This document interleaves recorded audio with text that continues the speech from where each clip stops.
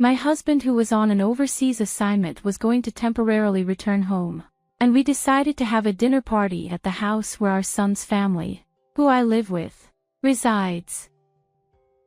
We were having a pleasant conversation in a friendly atmosphere when our grandson, Daniel, suddenly changed the situation with a single remark. Today isn't Grandma's punishment day, so you can eat, right? Despite my best efforts to keep it together, I couldn't believe it was all ruined by a single word from my grandson. I was stunned and could only look down in silence. My son and his wife tried to cover it up in a panic, but the more they talked, the more Daniel revealed the truth. In her fluster, Kyla finally snapped. Enough. Just be quiet for a bit. She yelled at Daniel, making him cry. Then, Don't just yell at a child. Nelson's raised voice turned the dinner party atmosphere tense in an instant. Amid the silence of the living room, broken only by Daniel's sobbing, Nelson demanded an explanation from Caden. All the while, I was hugging Daniel, comforting him. In my arms, Daniel said, I'm sorry, Grandma. Will you get scolded again because of me? He was worried for me. What should I do now? I could only stay silent, holding Daniel tightly. I am Elizabeth Pratt, a housewife in my 60s. Nelson and I fell in love while working at the same company, so it was really tough until we decided to get married and I quit my job. In those days, without phones, it wasn't easy to exchange contact information, and there was a general attitude of keeping workplace romances secret. So, until we got engaged, I was always on edge, worried that my boss might find out. Even after our engagement, we struggled with seating arrangements and speeches for the wedding, to the point where I didn't know who the wedding was for anymore. Moreover, any slip-up could lead to Nelson, who stayed with the company, being subject to snide remarks later, so we couldn't afford to relax. However, thanks to those struggles, we are now bound by a strong bond. I realized this especially when Nelson's overseas assignment was decided, leading to us living apart. 3 months before his departure. I think I can come back within 3 years, but I'm worried. Why don't you come with me? I appreciate the thought, but at my age, moving overseas is too much. Unlike you, I can only speak English. Nelson was always worried about leaving me alone in America. Besides, if anything happens, Caden and his family are here, and we can always talk on the phone, so don't worry too much. Yeah, you're right. Caden is our only son. 14 years ago, when Caden started university, he moved out to live on his own. After graduation, he met Kyla in the cafeteria at his workplace, and they got married 7 years ago. 2 years after their marriage, our grandson Daniel was born. Caden, who rarely came home when he was single, started visiting regularly after Daniel was born. Both Nelson and I always look forward to seeing Caden's family. But beyond that, our time as a couple was very peaceful and enjoyable. Especially, Nelson planning trips for us during his long holidays made me happy. I've been busy with work and left everything at home to you. From now on, let's spend more time together as a couple. He would always take me to the places I wanted to go. For us, this was the first time Nelson had to live alone for work. Moreover, since it was overseas, returning home wouldn't be easy. It was understandable that Nelson was worried. However, if anything happened, Caden's family, living just 15 minutes away from the nearest bus stop, could help. So I always reassured Nelson that there was no need to worry. About a month and a half before Nelson's departure, I injured my back and had to go to the hospital. It was a mild case of a herniated disc, so I could manage going to the hospital and maintaining minimal daily activities on my own. However, to Nelson, who was about to leave, it was a major concern, and he said he would delay his departure until my back healed. I appreciate the thought, but it's not something that should delay your work. But I can't leave you alone like this. What if something happens? I tried to reassure him, but Nelson was adamant about not leaving me alone. Days passed with our discussions going nowhere. We're both adults, so don't worry about something like this. If anything happens, Caden and his family will help. As usual, I was trying to convince Nelson. Then, he had a flash of inspiration and said, Caden. That's it. Let's ask if you can live with Caden. Ha! Nelson immediately called Caden and explained my back situation and his overseas assignment. After hearing the story, Caden said, I understand. I'll talk to Kyla, so give me a moment. He then hung up. I thought it was impossible for them to agree to such a sudden request to live together. However, Caden's answer was completely opposite to my expectations. Kyla agrees too. It's only for about 3 years, right? That's no problem at all.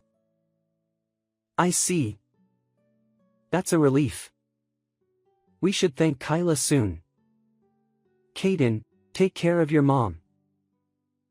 So, I ended up living with Caden's family, pushed by Nelson.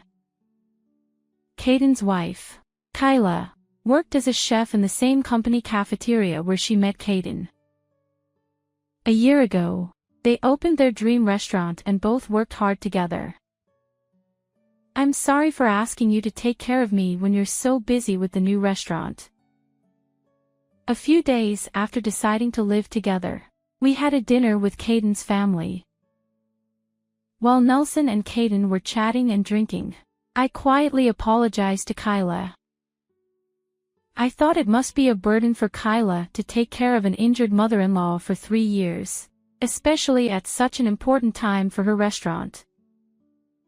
However, Kyla said, "Don't worry about it. We help each other in times of need. Also, once you feel better, could you occasionally look after Daniel?" Kyla asked me.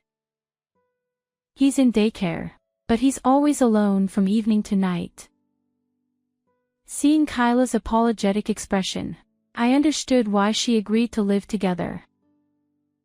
She probably wanted me to look after Daniel. Of course. If there's anything else I can do, don't hesitate to ask. I replied with a smile, and Kyla also smiled, relieved. I was truly relieved that I wasn't just a burden. Living with Caden's family was more peaceful and comfortable than I had expected. Not only did they accept me willingly, but they also provided me with a room of my own since they had an unused one. Wanting to be of help to Caden's family, I started doing the laundry, washing dishes, and picking up Daniel from daycare. I also began cooking dinner in place of Kyla, who often worked late due to preparations for the next day. Caden and Kyla always expressed their gratitude, and I could spend all my time with my adorable grandson. Although this cohabitation started on Nelson's sudden whim, I was truly happy and spent each day grateful to my husband and son. However, this happy time did not last long. The trigger was an innocent comment Daniel made during dinner. I like Grandma's food better than Mom's. Oh dear. Thank you. There was no way my simple home cooking could surpass a professional chef. But to Daniel, who had parents running a healthy restaurant, my American-style cooking might have seemed delicious. Additionally, Daniel proudly mentioned that he could eat vegetables he usually disliked if I cooked them. I praised Daniel, telling him he was amazing. To be honest, Daniel's likes and dislikes were very similar to Caden's when he was a child. So, I just made the dishes that Caden liked, and by coincidence, Daniel ate them too. However, this seemed to have struck a nerve with Kyla. If you like Grandma's cooking so much, why don't you have her cook for you every day from now on? Kyla's expression was calm, but her tone clearly indicated she was angry. Both Caden and I sensed that saying anything unnecessary would be unwise and continued eating in silence. However, 5-year-old Daniel didn't notice this and said, Really? Yay. I get Grandma's food every day. He was overjoyed. Seeing Daniel's reaction only made Kyla's mood worse. Since then, I started preparing all meals for Caden's family. Being a housewife, cooking was no burden at all. The problem was that Kyla's gaze became increasingly sharp as she watched Daniel and Caden enjoying my food. Moreover, Daniel began to call for me for everything. Bath time, reading stories, getting dressed, drawing, bedtime, no matter what it was, he called for me. I responded happily because I loved my grandson, but Kyla might have felt as if her child was being taken away. Elizabeth, please don't spoil Daniel. This is why old people are annoying. Oh, I'm sorry. I'll be careful. Before I knew it, Kyla's attitude towards me had become cold and filled with resentment. For months after my husband went overseas, Kyla came to me with a proposal. From today, in lieu of rent, you will do all the household chores. When I asked why she suddenly said this, Kyla explained that it was unfair to provide food and utilities for an additional adult for 3 years without compensation. She wanted me to repay this inconvenience through labor. Your back pain is healed, right? Then from now on, work properly. Her cold gaze and matter-of-fact tone left me speechless. Was this really the same Kyla I knew before living together? Though I was terrified by how much she had changed, I decided to comply silently. After all, she had a point. Expenses had increased with one more adult in the house. I understood her desire to offset this through chores. I resolved to be more considerate of Kyla and reduce her burden. By doing so, I hoped she would calm down and things would return to how they were. At that time, I genuinely believed that with effort, we could restore our good relationship. However, this hope was soon shattered. When I folded the laundry, I was scolded for doing it poorly. When I washed the dishes, I was berated for doing it badly. When Daniel showed affection towards me, I was accused of bribing him with food to win his favor. No matter how hard I tried to be considerate, it only seemed to provoke Kyla more. Still, I continued to handle household chores for the sake of my son and his family. The only solace I found was that Daniel and Caden enjoyed my cooking and finished their meals. However, even this soon became a problem. What's so great about this old-fashioned home cooking? It's bland, unattractive, and inedible. After saying this, Kyla would head to the kitchen, cook a meal for herself, and eat alone. The atmosphere at the dinner table was icy, as if we had seen a ghost. I was too scared to move, fearing what harsh words Kyla would say next. Daniel, sensing the tension, lost his appetite and left his meal unfinished. When dinner ended and I stood up to clear the dishes, Kyla called out in a cold, low voice. "Elizabeth, sit down for a moment." Dreading the reprimand, I sat back down and cautiously looked at Kyla's face, which was more hostile than ever. "I'm a professional. When I cook, it incurs a cost. Do you understand?" "Yes, I understand." I forced out a response. "Since you made me cook outside of work, you need to be punished." The word punished sent a chill down my spine. What more could she do when I was already feeling so broken? With my fingers growing cold and clammy with sweat, I waited for her words. Kyla twisted her mouth into a sneer and said, "No food for you tomorrow," before leaving the living room. I was momentarily stunned by the lack of insults or verbal abuse. Is this really all? I had never experienced such a light punishment, which made it all the more frightening. The next day, when I actually went without food, I quickly understood the severity of this punishment. Even when I felt faint with hunger, I wasn't allowed to rest from household chores. Moreover, I still had to prepare meals for Caden's family, my stomach constantly rumbling. Running errands became a battle against fainting from hunger. I began to think that enduring her insults at home was far better than this. Such punishment occurred 3 times a week. Caden, who could have been my only ally, was too busy appeasing Kyla to be of any help. In fact, he had recently started joining Kyla in berating and exploiting me. The only consolation I had was my grandson Daniel, but even that was restricted since Kyla would scold him if she saw him being kind to me. I had to limit my interactions with Daniel to the bare minimum. The room that was meant for me had turned into a storage space, leaving no place to stretch out and sleep. I had become less than a burden. I often thought of returning to my home to escape this treatment. But the thought of my husband worrying about me overseas kept me from acting on it. At most, it would be 3 years. If I could endure, everything would be fine. Living in constant fear of Kyla's anger, I continued my hollow existence. A little over a year after my husband went overseas, one day he called. "Hi, Caden. It's sudden, but I'll be back next week for a short visit.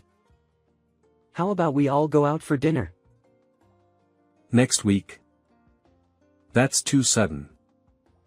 How about we have dinner at our place instead? Sure, that sounds good.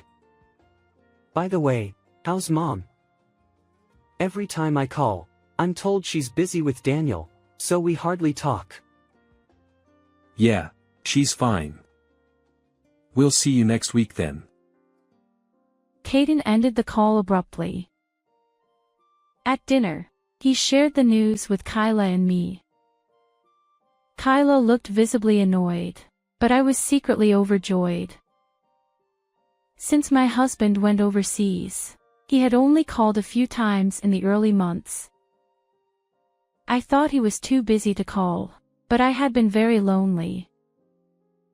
On top of that, Kyla forbade me from calling him, so I could only wait for his calls. I worried about whether he had any injuries or illnesses, or if he was overworked. Next week, I could finally confirm these worries. I felt a surge of life returns to me. However, seeing my excitement, Kyla became furious. "What's with that happy face?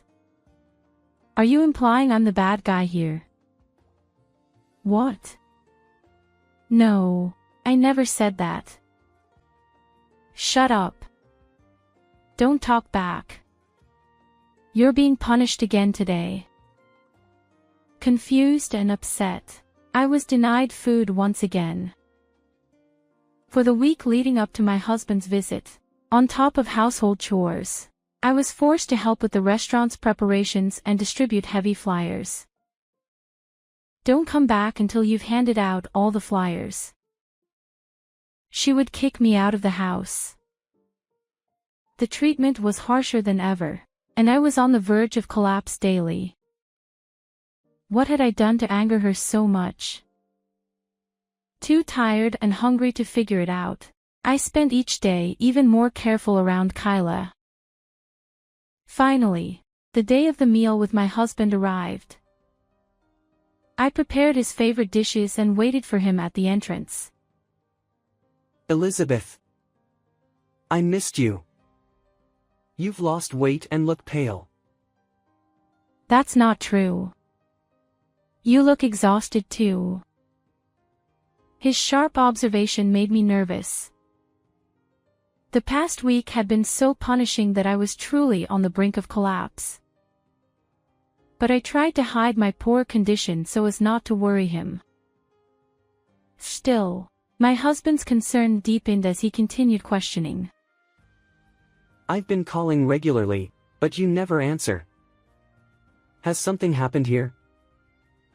What? Regularly? Since when? Since I went overseas, I've called twice a month.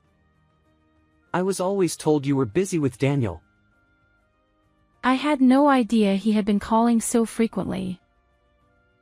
As I stood there in shock, Caden and Kyla emerged from the house. They greeted my husband with smiles and led him to the living room. Daniel, waiting there, excitedly ran to my husband, who was delighted to see his grandson after more than a year. This heartwarming scene made me momentarily forget our conversation at the entrance. Soon, Kyla announced the start of the meal. As everyone took their seats around the table, enjoying the cheerful atmosphere, I found myself standing alone a little distance away, out of habit. Noticing this, Kyra called out to me in a flustered tone. Elizabeth, what are you doing? Please sit down quickly. Startled, I hurried to sit down. My husband watched this scene with a curious expression. If I make another mistake, I might suffer more severe punishment later. With that thought in mind, I decided to focus on assisting my husband by serving food and drinks. Thanks to this, the meal continued peacefully without any further incidents. Just as I began to feel relieved, Daniel, my grandson, remembered something and spoke up. Hey, Grandma doesn't have punishment today, right? It's good she can eat. Daniel's cheerful smile caused Kyra and Caden to turn pale, their hands and shoulders trembling, their eyes darting nervously. Anyone could see something was wrong, but they forced smiles and desperately tried to cover up Daniel's words. The more they talked, the more Daniel, oblivious to the situation, kept speaking the truth. Panicking, Kyra finally snapped. Just be quiet for a bit. She yelled, causing Daniel to burst into tears. Seeing this, my husband raised his voice in anger. Don't shout at the child like that. The pleasant meal instantly turned tense. In the now silent living room, only Daniel's crying could be heard. My husband, with a voice lower and heavier than I had ever heard, demanded an explanation from Caden. I spoke to Elizabeth earlier, and she said she didn't know about the bi-monthly calls. What's going on? Well, that is. I mean. Facing his father's stern demeanor for the first time, Caden was visibly shaken. My husband's persistent questioning led Caden to confess everything about their treatment of me. Throughout this, I held and comforted Daniel. Despite fearing more scolding from Kyra later, I couldn't leave my sobbing grandson. Sorry, Grandma. Will you get scolded because of me? I gently stroked Daniel's head. Don't worry. Daniel, you did nothing wrong. I reassured him as best as I could. After about 10 minutes of questioning, my husband, overwhelmed with disappointment, buried his head in his hands. Discovering that his son and daughter-in-law had been mistreating his wife was hard to believe. Adding to his distress was the fact that he had proposed the cohabitation and had supported the restaurant's opening. The shock was immense. I trusted you both, which is why I supported Elizabeth living with you and helped with the restaurant funds. What were you thinking? After pondering for a while, my husband suggested ending the cohabitation. He also demanded the immediate return of all the living expenses he had sent during this period. Hearing this, I was shocked. What? Wait a minute. What living expenses? You didn't know about that either. Seeing me shake my head, my husband looked even more dejected and glared at Caden and Kyra. According to him, when the cohabitation was arranged, it was agreed that he would send $300 monthly for my living expenses. Caden was supposed to inform me about this arrangement later. But I had never heard anything about the remittance. Instead, I had been told to work to cover living costs and had been treated like a servant. Upon learning this, my husband, in a steady and grave voice, demanded Caden return all the money. All of it. The restaurant funds and the living expenses. Return everything. Hearing this, Caden and Kyra turned pale and began apologizing, even bowing down to my husband. Kyra explained that despite 2 years since opening, the restaurant had been struggling, which fueled their resentment toward me for living comfortably with Daniel. Caden admitted to keeping the remittance for themselves and preventing my husband's calls to hide their actions. Although they apologized and promised to change, my husband's anger did not abate. He took me back to my family home and, during his short stay, retrieved all the money he had given Caden and Kyra. Before his departure, he arranged for me to stay at a business hotel, ensuring my safety until he could return from overseas. I'll arrange to come back to the US soon.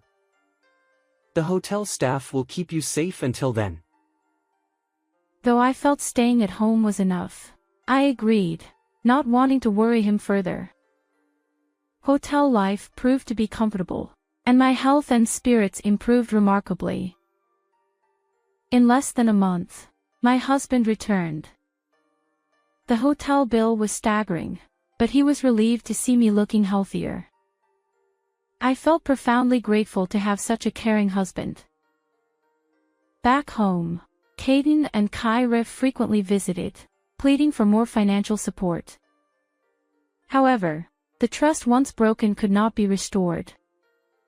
Their restaurant, struggling even more, eventually closed within 2.5 years. Their dreams shattered, and their marriage fell apart. Kyra left, taking only her belongings, leaving Caden with their son, Daniel. Caden, now burdened with debt and child-rearing, turned his life around, finding a new job and working hard. To support him, I began caring for Daniel again. Though we provided no financial help, I took care of Daniel when Caden worked late. Daniel, soon to be a primary school student, proudly showed off his new backpack. Look at this backpack. It's so cool with this gold part. Thank you, Grandpa and Grandma.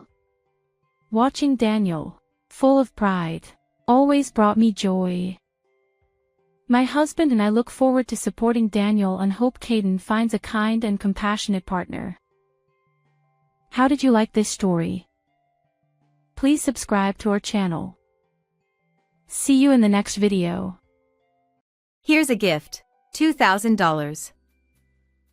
After giving birth, my husband and I returned to his family home, and his mother handed us an envelope supposedly containing $2,000 as a baby gift. After checking the contents, I threw the envelope into the trash. This was the final straw after enduring daily disparagement from my mother-in-law and senior employees. What are you doing? Apologize to my mom. I sternly told my flustered husband, "Can you say the same thing after seeing this?" Upon checking the contents of the envelope, my husband glared at his mother with an anger I'd never seen before. This moment led my husband to make a crucial decision. My name is Alice Catcher, 28 years old. I married Harrison through an arranged marriage. Harrison, 2 years older than me, is the eldest son of a patisserie and was strictly raised to be the heir. He is a very gentle and kind person. From the first time we met, I was drawn to his kindness. I want to share the beauty and delicate taste of my pastries with the world. Will you help me make this dream come true? Harrison said this and gave me a pastry that he made in my image instead of an engagement ring. As I shed tears of joy, Harrison continued, When we get married, you will work at our shop. Also, you'll live with my parents in their home, is that all right? Living with his parents was a condition of our marriage. Marrying an heir comes with its challenges, but with Harrison by my side, I was sure I could handle it. I accepted his proposal, and we became husband and wife. As promised, after the wedding, we started living with my in-laws in the house that also serves as the patisserie. Alice, since you've married into this family, you must be prepared. Behave appropriately as a wife. Yes. On the day I stepped into my husband's family home, my mother-in-law immediately hit me with strict words. The sweet married life I had dreamt of did not exist in this world. Alice, how many times do I have to tell you? Learn our customs properly. As the daughter-in-law, you need to be more aware of your actions. It's such a burden for your mother-in-law to have to deal with someone as troublesome as you. Every day, I was belittled by my mother-in-law and senior female employees. My father-in-law was quiet and didn't speak much, but whenever he was around, the tension would peak, making me so nervous that I would make mistakes. Seeing this, my father-in-law would openly sigh at me. There was no place for me to relax in this house. But I was determined to work hard to gain everyone's approval and not be an embarrassment to Harrison. This determination was my only support. In the midst of all this, I found out I was pregnant. Take care of yourself and have a healthy heir. Everyone, including my mother-in-law, started to show concern for my well-being. At the 5-month checkup, I learned the baby's gender and announced it to my in-laws and Harrison during dinner. The baby is a girl. For a moment, everyone froze. A girl? Oh, a girl. No one offered any words of congratulations. Harrison kept his head down and continued eating silently, avoiding eye contact with anyone. I felt disheartened by their reactions. Is an heir only acceptable if it's a boy? Confused by the family's expectations, I anxiously ate my dinner.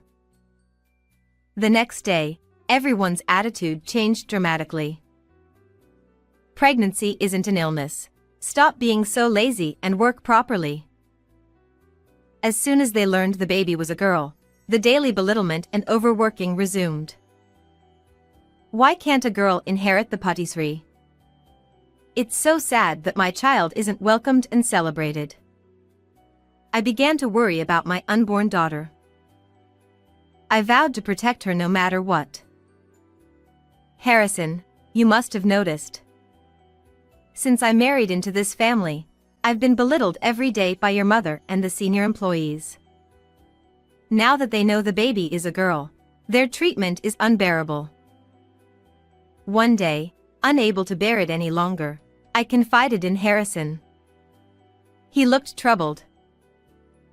I'm sorry, Alice. I'm still in training and don't have the right to oppose my family. Please endure it. Once you get better at your work, they'll stop criticizing you. I'm happy with our baby whether it's a boy or a girl. Please take care of yourself. With these words, he quickly headed to the bath. Though Harrison showed some concern for my well-being, I was disappointed by how unreliable he seemed. However, I touched my belly and told myself, I can't let this get me down. I'm going to be a mother. I have to be strong for my child. With renewed determination, I endured the mistreatment and belittlement alone, dreaming of the day my baby would be born healthy. In my in-laws' house, I was mainly responsible for preparing dinner.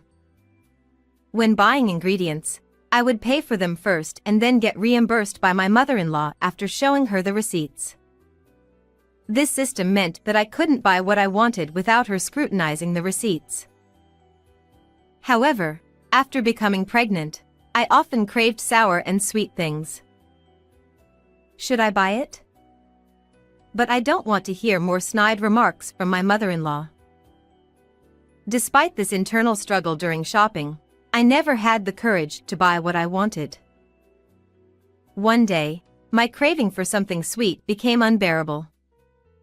I couldn't resist any longer and asked Harrison in the workshop, I'm craving something sweet because of the pregnancy. Could I have some scraps if there are any? Sure, wait a moment. Harrison discreetly wrapped some leftover scraps in plastic wrap and handed them to me. Thank you. Just then, my mother-in-law appeared. What are you doing here, Alice? She looked at the scraps in my hand. How disgraceful. This is a workshop for professionals. You are not allowed in here anymore. She took the scraps and chased me out of the workshop.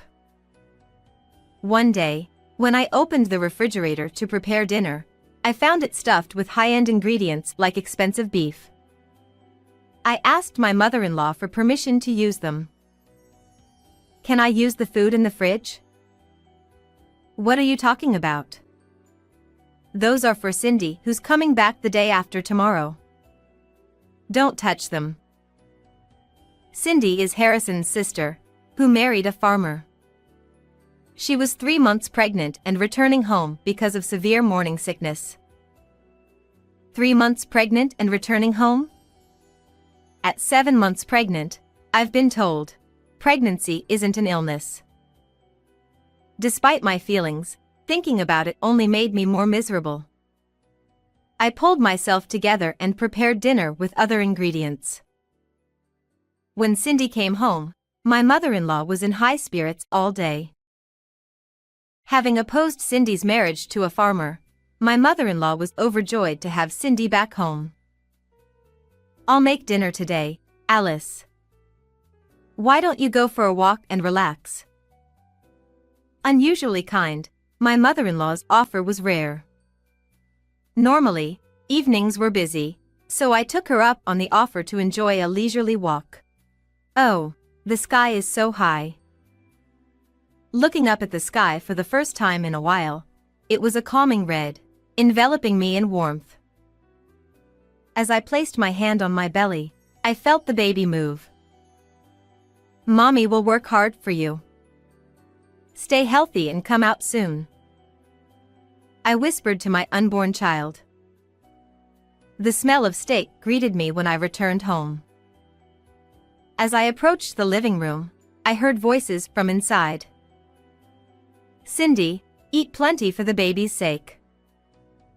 Peeking inside, I saw my mother-in-law setting a feast before Cindy. My father-in-law and Harrison were also there, quietly eating steak. What about Alice's portion? At Harrison's question, my mother-in-law replied, "Oh, it's fine. I made some stew for her." Without another word, Harrison averted his gaze from me. So there's no steak for me. Unable to bear it any longer, I quietly retreated to our room. Even though I'm pregnant like Cindy, no one tells me to eat plenty. Instead, I'm excluded. The realization of being treated so unfairly overwhelmed me, and I couldn't stop the tears. Why do I have to endure such treatment? No one in this house welcomes me or my baby. I wish I could just leave this place. Tears streamed down my face uncontrollably. After a while, Harrison came over with a cold steak. I brought my portion secretly. It's cold, though. I'm sorry for making you feel even worse because of my sister's visit. Harrison apologized with a genuinely remorseful look. I wish I could be more assertive. I'm not good with mom or sis. Mom had a tough time being harassed by my grandmother, so she probably thinks this is how in-law relationships should be. Sis has disliked me since childhood because I was the pampered eldest son, and she would always be mean to me behind the scenes. Both of them are strong-willed and troublesome, so honestly, I don't want to be involved with them. His family's issues were none of my concern. Even though he apologized, I realized that he wouldn't protect me or our child in the future. His unreliability made me feel even more miserable. Urged by him to eat the steak, I had no appetite, but I forced myself to eat the cold steak for the sake of the baby. Despite the steak being high quality, I couldn't taste anything. Mechanically chewing, I somehow managed to swallow it. Life after Cindy returned was particularly hard on me as a pregnant woman. "Alice, fetch this for me." Despite my large belly, she made me do chores. Cindy should rest until her morning sickness subsides. Meanwhile, Cindy lounged around all day, pampered by her family. We were both pregnant, but my belly was much bigger. It was unfair. I had no choice but to endure it quietly for now. Alice, I bought some pudding for you. Feeling pity for the harsh treatment I endured, Harrison began secretly buying me things I wanted to eat, which was a small comfort. One day, I saw in Cindy's room a collection of high-end baby and maternity items. I had bought everything cheaply from an outlying store out of consideration for my in-laws. Both our babies are their grandchildren, so why such disparity? Trying not to dwell on it, I still felt deeply saddened. Finally, on December 20th, I gave birth to a baby girl. Harrison was overjoyed and cried tears of happiness. I'll become responsible and protect you and our child. He promised. After being discharged, I returned to the in-laws' house, where surprisingly, his mother greeted us with a smile. "Let me hold her." When I handed over the baby, she, having raised 2 children, skillfully soothed her. Even she finds her grandchild adorable.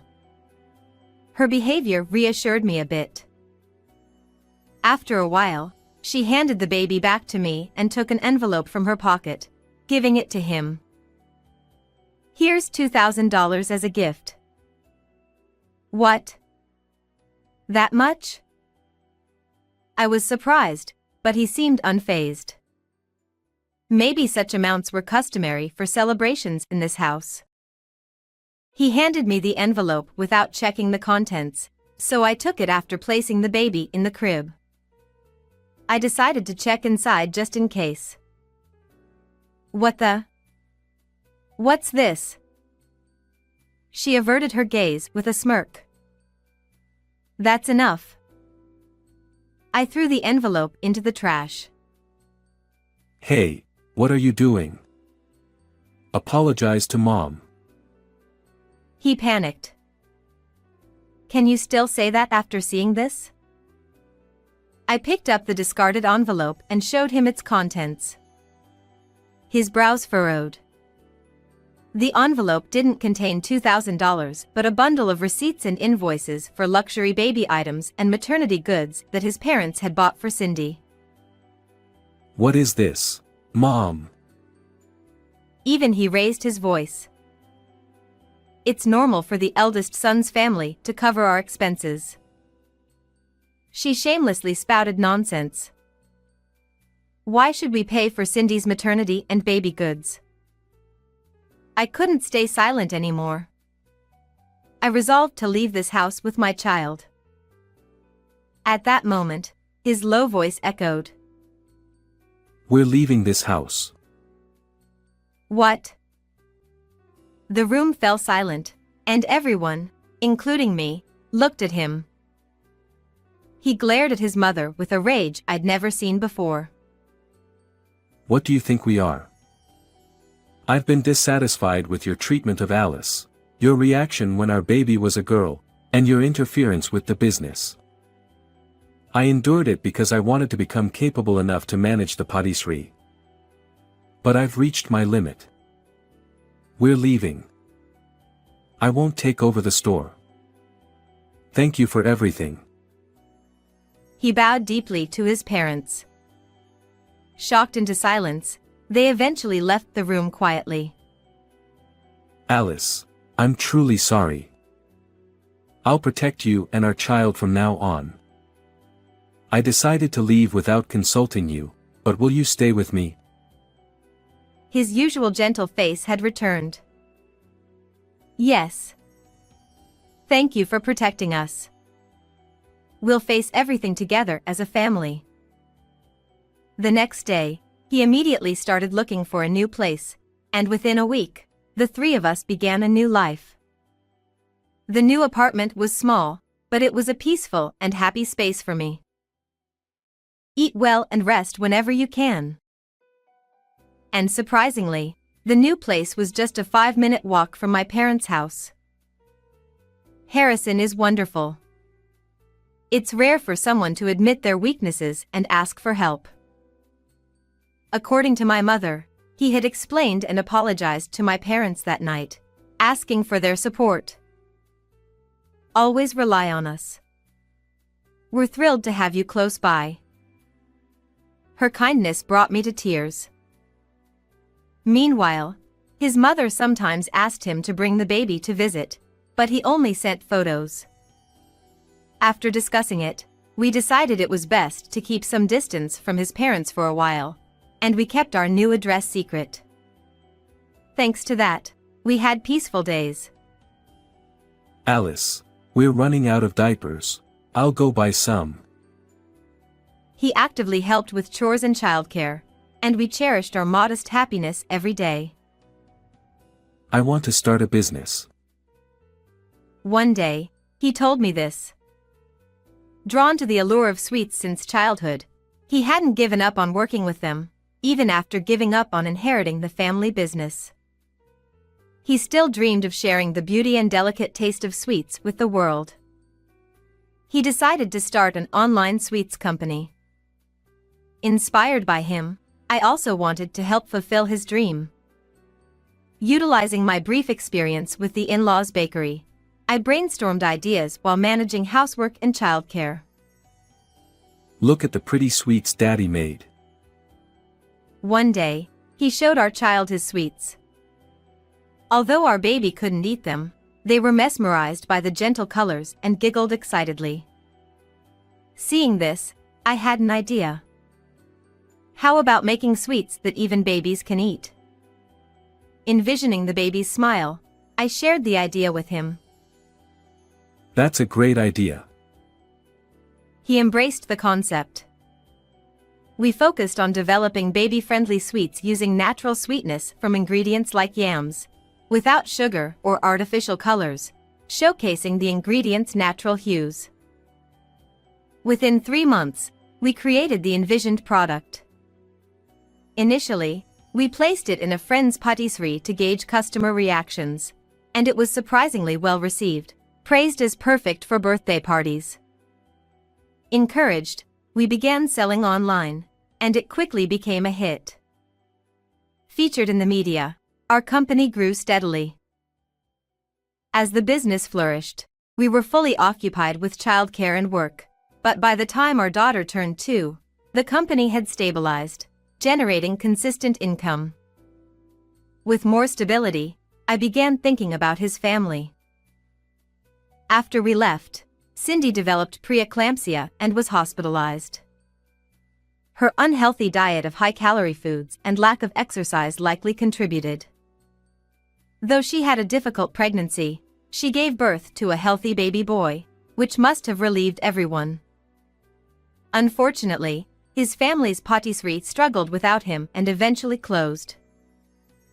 What happened to your parents after closing the shop? I asked him. They were living modestly on their pension. Though I had few fond memories, they had raised him. 2 years had passed since we left the in-laws' house, and as my anger subsided, I discussed with him the idea of giving them $2,000 each as a birthday present. This amount came from what his mother had mentioned as a birth gift. I wasn't sure if she remembered, but if she did, I hoped it would prompt her to reflect. Later, we received a call informing us that the money had arrived, and they were very pleased. While we weren't ready to visit yet, I believed time would heal things. As long as we lived with dignity, things would eventually improve.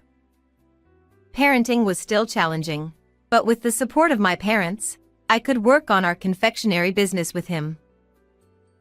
Mom, is this my candy? Yes, Daisy. Aren't the petals beautiful? Do you like it? Delicious. I'm happy. She put her hands on her cheeks, showing a very happy expression. This was a candy we developed for 1-year-olds that melts in the mouth without chewing. It was shaped like the petals of the flower daisy, after our daughter's name. I hoped this candy would bring smiles to everyone, just like our daughter does. Mommy say, ah, for me. She placed the candy in my mouth, and its gentle sweetness melted away. I love your face when you eat candy, Mommy. I wished that such happy moments would come to people worldwide as they enjoyed our sweets. How did you enjoy today's story? Please don't forget to subscribe to our channel. See you in the next video.